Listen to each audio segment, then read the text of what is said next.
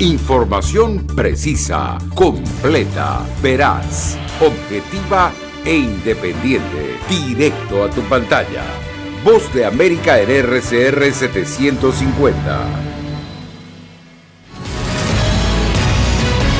En esta emisión de Venezuela 360. Aunque tienen mucho tiempo entre nosotros, prácticamente todos los sectores de la sociedad ahora están afectados por el aprendizaje automático. Nuestras vidas están mediadas por algoritmos. Y controlan gran parte de nuestras actividades cotidianas. No hay duda de que los sistemas de inteligencia artificial tienen el potencial de alterar el lugar de trabajo tal como lo conocemos actualmente. Hay quienes lo apoyan. Estoy entusiasmado con las oportunidades que les brindará a nuestros estudiantes. Y quienes lo rechazan. Cuando los sistemas de inteligencia artificial se implementan en estos entornos de alto riesgo sin un diseño responsable y medidas de rendición de cuentas, pueden devastar la vida de las personas. En B360 analizamos el impacto de la inteligencia artificial y su potencial en el futuro de la humanidad, cómo afectará nuestras labores diarias y la creatividad humana. ¿Existe algún tipo de plan para regular su uso? Esto y más en Venezuela 360 a continuación.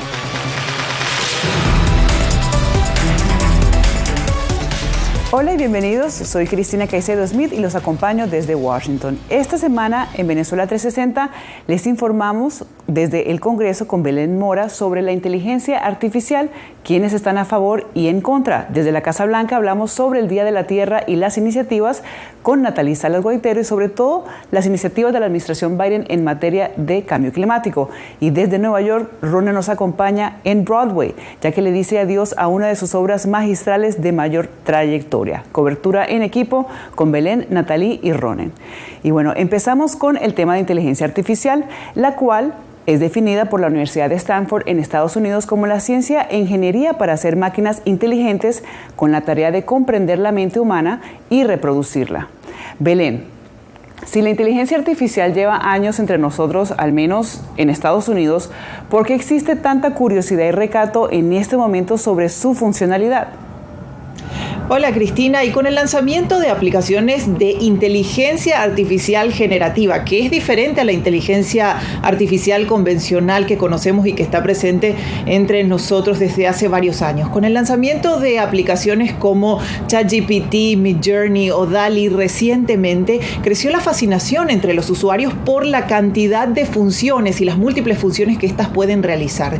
Desde la posibilidad de escribir textos con rigor académico bastante complejos hasta la posibilidad de crear obras de arte que engañan a los ojos más críticos. Pero por supuesto que muchas de estas aplicaciones y el desarrollo de esta tecnología llega con algunos cuestionamientos por parte de algunos sectores y todo un debate ético que se abre debido a que muchas de estas aplicaciones, por su potencial y el poder que hoy día tienen, pueden transformar la vida como lo conocemos. No solamente en el ámbito del mercado laboral, sino también el ámbito académico y de la educación. Veamos. La inteligencia artificial generativa es noticia en todo el mundo. Aplicaciones como ChatGPT, Midjourney o DALL-E utilizan esta tecnología para crear contenido en forma de texto, imágenes o audio a partir de indicaciones específicas del usuario y el procesamiento de enorme cantidad de datos. Y aunque las posibilidades de creación sorprendieron a más de uno, su uso también despierta inquietud. En realidad, no sabemos con certeza si estos algoritmos funcionan y cómo funcionan y por qué producen el resultado que producen. A diferencia de la inteligencia artificial convencional, que fue diseñada para reconocer patrones y realizar predicciones, la inteligencia artificial generativa es capaz de analizar inmensa cantidad de datos y operar múltiples funciones en diversos ámbitos. Tienen la capacidad de generalizar a través de muchas tareas diferentes, por lo que puede pedirle a ChatGPT, por ejemplo, que lo ayude con el código, puede pedirle que lo ayude a preparar un plan de comidas para la semana, puede darle consejos de crianza. Otras aplicaciones están innovando en el ámbito de la comunicación y las industrias creativas. WellSay Labs es una empresa emergente en Seattle que utiliza voces humanas e inteligencia artificial para crear audios personalizados para sus clientes. Una realidad que despierta un debate sobre la manera en que la inteligencia artificial podría transformar el mercado laboral como lo conocemos. Mientras haya un ser humano en el centro y estemos construyendo a partir de eso, me siento más cómoda haciendo algo que podría generarse por computadora. Pero más allá de las oportunidades para la innovación en la educación, las ciencias, la comunicación o la medicina, la inteligencia artificial generativa también conlleva riesgos. Y sin embargo, los sistemas de inteligencia artificial fallan. Fallan cuando los algoritmos extraen conclusiones incorrectas de los datos. Fallan cuando hacen predicciones sobre datos defectuosos o sesgados. Fallan cuando son tan opacos que ni siquiera se pueden detectar errores sobre su funcionamiento. Durante una reciente audiencia en el Senado de Estados Unidos, legisladores y expertos debatieron sobre las oportunidades y los riesgos de esta tecnología y la necesidad de crear medidas para garantizar su implementación. Cuando los sistemas de inteligencia artificial se implementan en estos entornos de alto riesgo sin un diseño responsable y medidas de rendición de cuentas, pueden devastar la vida de las personas. Algo en lo que coinciden académicos y desarrolladores de esta tecnología. Debo señalar que también hay empresas que participan activamente en el desarrollo de estas cosas que también piden este tipo de regulación, pero es muy difícil predecir qué forma tomará. La Oficina Nacional de Iniciativa de Inteligencia Artificial fue creada en 2021 y es la entidad encargada de supervisar e implementar las políticas de la Casa Blanca hacia la inteligencia artificial. En octubre de 2022 se presentó el Plan Marco para una Declaración de Derechos de la Inteligencia Artificial, iniciativa que intenta proteger los derechos de los estadounidenses ante la implementación de esta tecnología.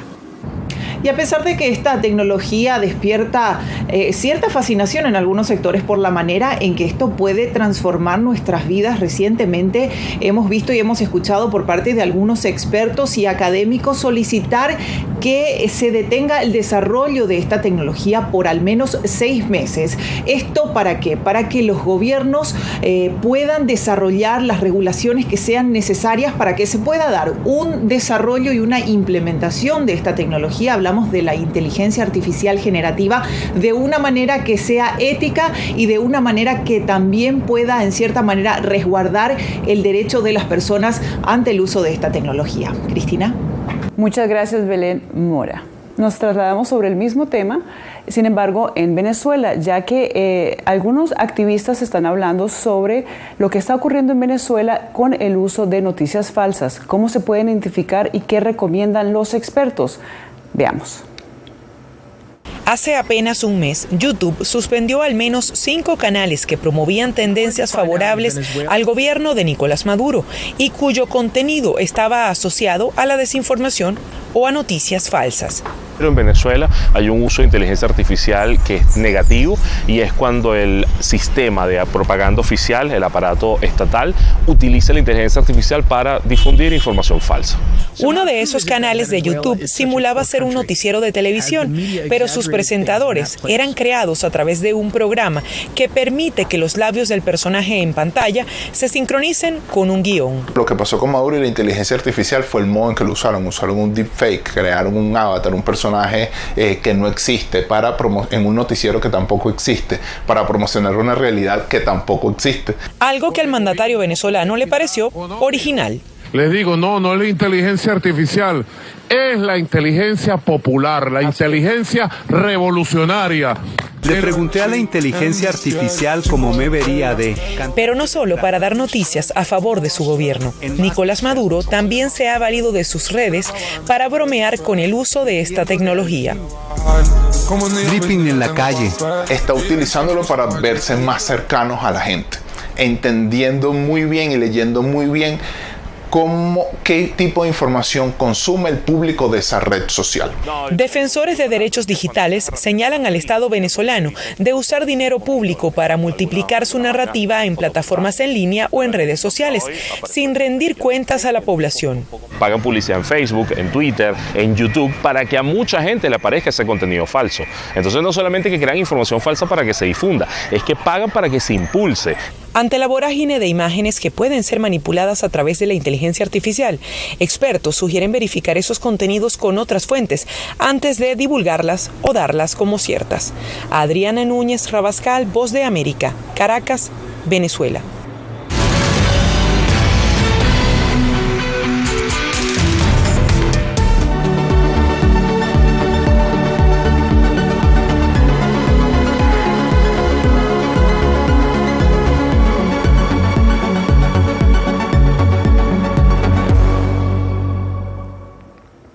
Con la intención de hacer un llamado de atención sobre el cuidado del medio ambiente a nivel mundial, se conmemora el Día de la Tierra, una fecha que busca generar acción e iniciativas para el cuidado del planeta. De acuerdo con científicos, el aumento de la temperatura en 1.5 grados Celsius durante las próximas 2 décadas puede representar numerosos riesgos climáticos irreversibles. Y otro dato, según la Organización Mundial de la Salud, el 99% de las personas respiran un aire no saludable y se espera que la contaminación del aire sea la causa de 7 millones de muertes prematuras al año. Ahora hacemos contacto con Natalie Salas Guaitero. Natalie, desde la Casa Blanca, ¿qué iniciativas tiene el presidente Biden al respecto de este tema? Sí, fíjate, Cris, que la Casa Blanca ha hecho del cambio climático o el combate al cambio climático una bandera de honor. Esto incluye un cambio a energías renovables y limpias. Fíjate que el año pasado, en noviembre, el Departamento de Energía anunció la suma de $43 millones para 23 proyectos que ayudarán a comunidades a transitar de una manera fácil a energías limpias y renovables, que incluye además también el mejoramiento de la seguridad del sistema energético del país. También la descarbonización para el año 2035 del sector eléctrico del país y también para el año 2050 una economía cero emisiones netas de carbono. Ahora, en materia de energías limpias y renovables hay iniciativas a pequeña y mediana escala que se están haciendo a nivel mundial, como esta que le presentamos a continuación en México, donde se encuentra la primera planta productora de combustible a base de nopal. Veamos. Una pequeña gran idea para ayudar en el combate del cambio climático surgió aquí, en el municipio Zitácuaro, en Michoacán, México, donde se encuentra la primera planta productora de combustible a base de nopal. Un proyecto que arrancó en 2010, luego de una década de investigación, ensayo y error. Pues no me parecía muy buena la idea hasta que trajimos a un especialista en agronomía y me dice, ¿a usted le gusta tirar su dinero? Eso que va a hacer no sirve. Y claro, en un principio me dijo, ¿estás loco? ¿Cómo crees que voy a tirar mis guayabos, que son una fuente de ingreso importante para mí? Pues terminó convenciéndome. Y es que de la alta potencia nutritiva y energética del nopal nació la sociedad comercial del empresario Rogelio Sosa y el ingeniero Miguel Aque Madera, pioneros en la producción de biogás a base de la famosa planta de este cactus que es endémica en México y se reproduce casi de forma matemática. El nopal a los 2 meses ya está listo para el consumo humano y a los 4 a 6 meses ya está listo para ser utilizado para generar energía. El nopal es conocido por muchos por su alto valor nutritivo y medicinal y por ser parte esencial de la gastronomía mexicana. De hecho, antes de comenzar esta aventura de producir biogás, Rogelio ya se beneficiaba del cactus en su fábrica de tortillas. Este es con nopal y esta es de nopal.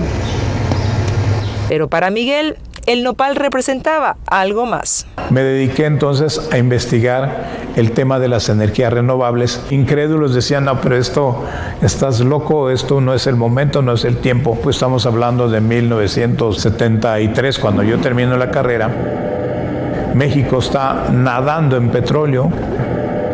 La magia comienza en esta planta trituradora de la cual se extrae la biomasa, una especie de licuado que sube a este tanque llamado biodigestor a través de ductos y luego se procesa para generar gas metano, principal componente del gas natural, productor de más energía calorífica que cualquier otro hidrocarburo o combustible fósil.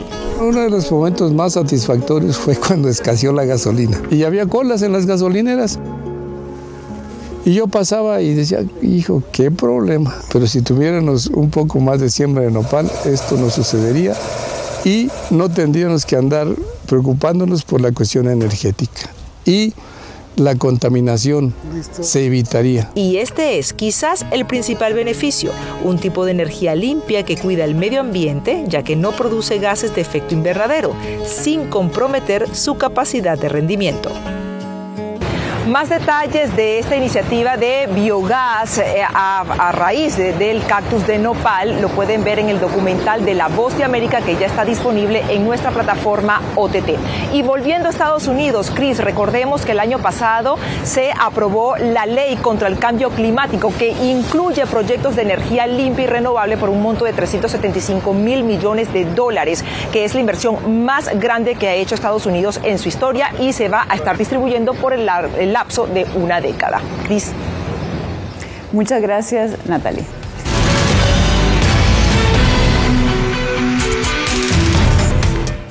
A menudo se critica a los medios de comunicación por centrarse en publicar solo malas noticias, pero existe una forma de hacer periodismo al que se le ha llamado periodismo de solución. Catherine Rivera nos cuenta de qué se trata y su impacto en la sociedad.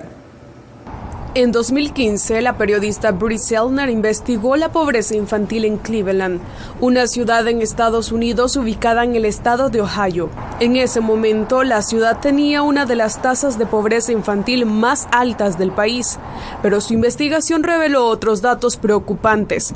En Cleveland habían más muertes infantiles que el promedio nacional, particularmente entre los bebés afroamericanos, quienes tenían el doble de probabilidades de morir en comparación con los bebés blancos. El problema era grande y había existido durante mucho tiempo. Durante años, algunos periodistas habían llamado la atención de los funcionarios de la ciudad y del público sobre el problema, escribiendo y reportando sobre el tema, pero nada cambió. Así que Sellner probó un enfoque diferente. Queríamos encontrar un lugar que estuviera resolviendo de mejor forma una problemática similar como la de Cleveland. Y Baltimore, en términos demográficos e ingresos, es bastante parecido a Cleveland. Sellner descubrió que Baltimore, una ciudad ubicada en el estado de Maryland, comenzó a abordar el problema en 2009 y para 2015 había visto una caída del 24% en la cantidad de muertes infantiles. Después de que Sellner publicara sus hallazgos, los funcionarios de Cleveland la contactaron para obtener información, con la esperanza de crear una iniciativa para abordar el problema. Comenzaron a implementar muchos de los mismos tipos de programas y cambios en todo el sistema que tenía Baltimore. Ha pasado bastante tiempo y en realidad han visto aproximadamente el mismo porcentaje de disminución en muertes infantiles que vio Baltimore durante el mismo periodo. La forma como abordó la historia Sellner es lo que se le conoce como periodismo de soluciones. Es un enfoque que, sin dejar de tratar el problema, intenta acompañarlo con caminos de resolución, que pueden ser soluciones posibles para la noticia en cuestión o soluciones que se dieron a problemas similares en otras partes. Entonces, lo que genera es una mayor participación de las audiencias en las noticias y evita esa razón por la cual las abandonan, que es escenarios catastróficos donde al lector no se le da una esperanza o una lucecita. Este tipo de periodismo es algo novedoso, no solamente en Latinoamérica, sino en todo el mundo. Por esa razón, la Red de Periodismo de Soluciones se ha dedicado a educar en esta materia a más de 30,000 reporteros en su década de existencia. Ayudamos a los periodistas a cubrir lo que funciona, pero lo hacemos con rigor y altos estándares. Lo que hemos hecho es crear un sistema para organizar investigaciones, estudios de casos y herramientas de aprendizaje para ayudar a difundirlo. El periodismo de soluciones permite a los reporteros mantener su objetividad y al mismo tiempo tener un impacto positivo en las historias que cubren. Catherine Rivera, Voz de América, Washington.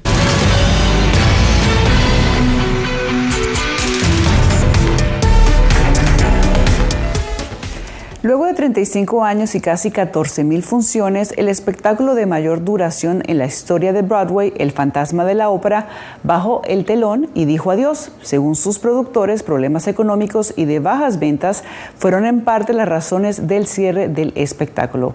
Ronen Suar se encuentra precisamente frente al Teatro Majestic en Nueva York, donde se produjo la última función. Ronen, ¿qué otras razones llevaron a la producción a decir adiós? Bueno, Cristina, mucho tenía que ver con la cantidad de público, ¿no? Sinceramente, Broadway pasó por la pandemia, pero por supuesto que la crisis económica fue de un impacto muy importante. Estamos hablando que un promedio de una obra de las menos costosas, en este caso en Broadway, aproximadamente tiene un costo de $10 millones.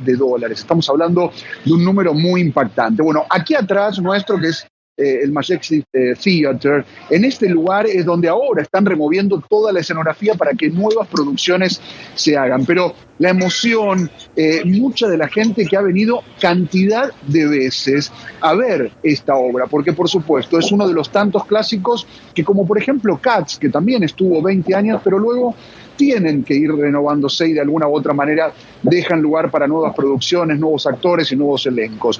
Pero hablamos con la gente, si te parece, escuchamos lo que decían y cuál es el sentimiento del público de Broadway acerca de la finalización del Fantasma de la Ópera. Creo que estoy de duelo en realidad. Apenas puedo recordar un momento en mi vida en el que no hubiera estado aquí disponible. Así que es muy triste desde esa perspectiva y además desde el hecho de que cientos de personas están perdiendo sus trabajos. Es el final de una era importante en la historia de Broadway, la última para este gran espectáculo musical. Es genial que haya tenido una duración tan larga y es triste que esté terminando, pero significa que viene un nuevo proyecto y eso también es emocionante. Ronen, además de las personas que estábamos escuchando hablar y que tuviste la oportunidad de entrevistar, ¿cuál es el sentir de los transeúntes? ¿Cuál es el sentir de los neoyorquinos al respecto del cierre de esta obra? Bueno, muchísima emoción por lo que duró. Al evento, sinceramente, Cristina, han venido miles de personas para hacer la despedida. Ahora que nosotros estamos frente al teatro, trabajadores están, puedo mostrarte un poco ahora cuando corra este vehículo, la manera, ¿no?, en la cual están desmontando absolutamente todo. El sentimiento tiene que ver con esto, ¿no?, con un Broadway que quedó golpeado luego de la pandemia. Hay una reconversión de la manera en la cual se va produciendo, nuevos espectáculos que tienen por ahí otro tipo de origen, más teniendo, o digamos, vinculados con canciones nuevas, con música nueva, algunas originales, otras que son canciones que conocemos, pero que unidas cuentan una etapa, un momento. Por ejemplo, estamos frente a uno de los teatros donde tiene una nueva producción que se llama New York, New York, con uno de los productores más importantes, es hispano, el productor más importante hoy de Broadway, que es Lin-Manuel Miranda. Él ha apostado mucho por Broadway, pero claro, en lo económico y lo que sucede, por supuesto, ha golpeado mucho a la industria. Pero mira, te muestro brevemente, son los camiones, en este caso concreto ahora, esa es la puerta justamente donde estaba la famosa escenografía del Fantasma de la Ópera, donde los trabajadores en este momento van quitando parte de todo eso. Una gran estructura, Cristina, porque no estamos hablando de una estructura mínima. Estas producciones tienen una de los, por lo menos, de las estructuras y escenografías más importantes del mundo. Así que, de verdad, es un momento importante y creo, Cristina, también para observar un momento de cambio de Broadway. Definitivamente de mucho cambio. Muchas gracias, Ronen, desde Broadway. Y bueno, hasta aquí Venezuela 360. Gracias por acompañarnos. Como siempre, puede encontrar estas y otras historias y seguir nuestra programación en lavozdeamerica.com y en @vozdeamerica en todas nuestras redes sociales. Les informó Cristina Caicedo Smith. Hasta la próxima. Radio Caracas Radio presentó Voz de América.